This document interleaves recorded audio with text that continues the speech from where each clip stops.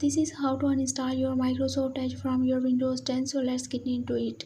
So the first thing that you need to do is to simply right click on your Microsoft Edge icon at the desktop.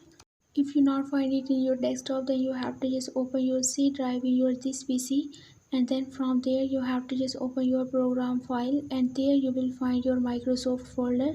You can access your Microsoft Edge from there. So alright, here on the desktop you have to just right click on your Microsoft Edge icon, and then you have to just click on open file location. Alright, at this interface you will find a lot of the options related to the Microsoft Edge. So what you need to do, you have to just simply access the versions folder including the number, like it will be named as this type of the numbers. You have to just open the latest version, like I am using the latest version here, so I have to just open this folder. So once you are here in this folder, you just need to open the installer folder.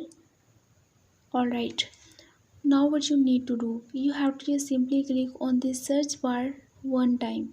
So once you click on it, you have to just simply type here CMD and then hit the enter. So then CMD will open for you. So here what you need to do, you have to just simply paste here the command which is showing up on your screen.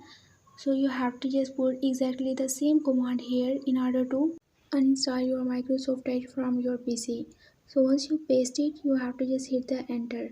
So once you're done, it will start processing, and right after that you will find a Windows pop-up in which you have to just give access to uninstall your Microsoft Edge. You have to just simply click yes. As an answer to the question, do you want to uninstall your Microsoft Edge, you have to just click yes, and right after that, after some processing, your Microsoft Edge will be uninstalled from your PC successfully. So that's how you can uninstall your Microsoft Edge from your PC or Windows.